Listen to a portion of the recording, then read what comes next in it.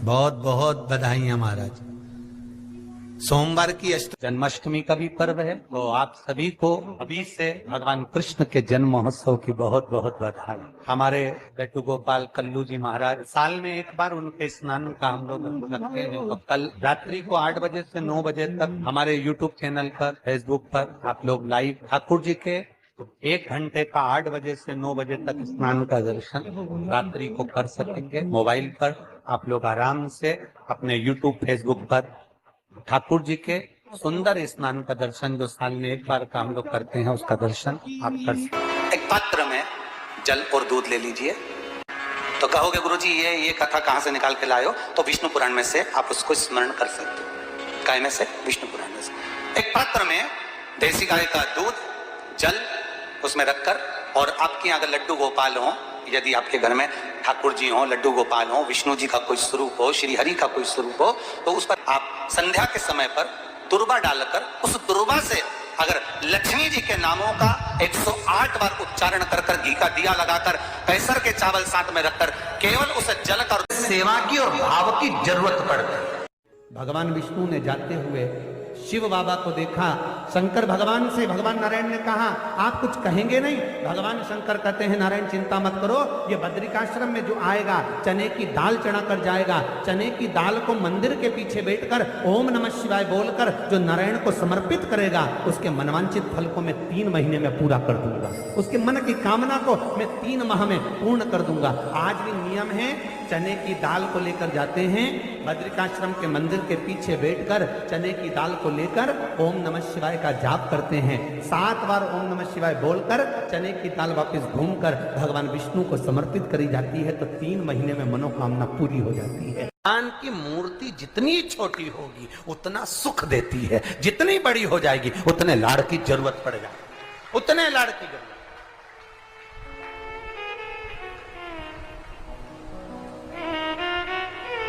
जितनी छोटी।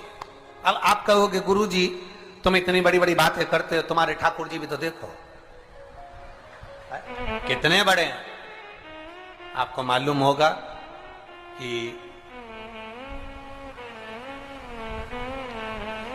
इंदौर में कथा थी, बहुत साल पहले, 20-1 साल पहले की बात होगी, 20-22 साल के पहले की। इंदौर के सेठ जिनके पास में ठाकुर जी थे, और उनके कोई गुरुजी, अब गुरुजी तो गुरुजी होते हैं, उन्होंने कह दिया इतनी बड़ी मूर्ति घर में नहीं होना चाहिए।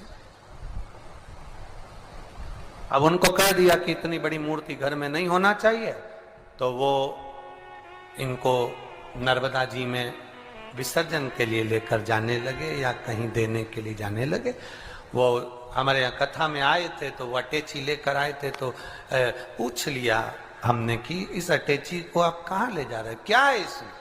उन्होंने कहा इसमें लड्डू गोपाल है ठाकुर जी। हमने कहा कहाँ ले जा रहे हैं? हमारे गुरुजी ने कहा इतनी बड़ी मूर्ति घर में रहती है ना तो तकलीफ होती, इसलिए हम इनको नदी में, नर्मदा जी में छोड़ने के लिए या आश्रम पर किसी के यहाँ देने के लिए जा रहे हैं। तो हमने कह दिया लाडला है, कहाँ इसको नर्मदा के जल में आप छोड़ोगे, हमको दे दो, हमारे साथ कथा में चलता रहे, आनंद से श्रवण करता रहे, भक्ति करता रहे। और क्या लाडला है वो, उसका नाम हमने कल्लू रखा,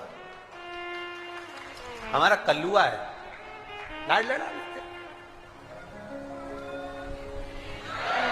जय हो। सोमवार की अष्टमी पड़ जाए, क्या पड़ जाए सोमवार की? जम के बोलो जरा। अष्टमी, या तो सोमवार की अष्टमी पड़ जाए, या हर महीने शिवरात्रि आती है, हर महीने आती है, या तो सोमवार की अष्टमी पड़ जाए या फिर सोमवार की शिवरात्रि पड़ जाए, हर महीने आती है। प्रयास करना कहीं से देसी गाय का दूध मिल जाए,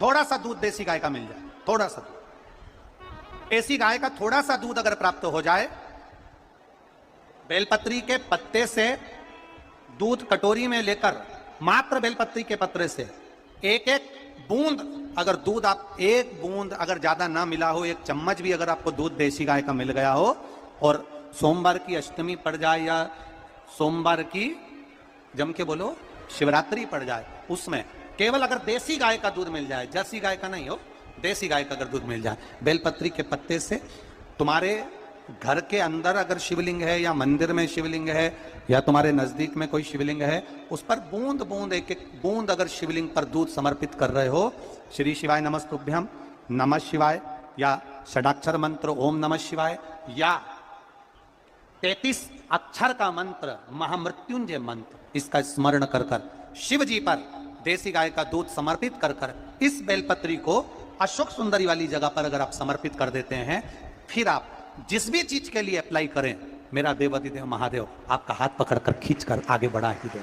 मेहनत करना, कर्म पूरा करना, पढ़ाई अच्छी करना और पढ़ाई के साथ में विद्या अध्ययन करने के साथ में अच्छी मेहनत के साथ में देसी गाय का दूध भगवान शंकर को समर्पित करना, भगवान शंकर को समर्पित करना। देसी गाय का दूध धीरे धीरे धीरे धीरे समर्पित करना, भावों के साथ आप समर्पित करें। देसी गाय का दूध एक एक बूंद समर्पित करें, धीरे धीरे समर्पित करो। और देसी गाय का दूध जब धीरे धीरे समर्पित करें, बड़े रास्ते से आनंद से धीरे धीरे जब आप समर्पित करेंगे, बेलपत्री वही दूध में सनी हुई बेलपत्र अशोक सुंदरी वाली जगह पर, उस समय पर डंडी का भाग शिवलिंग की ओर नहीं होना चाहिए, उस समय पर डंडी का भाग जहां से पानी बहकर जाता है अशोक सुंदरी की ओर से, वहां पर होना चाहिए। कार्य में सफलता मिलती है।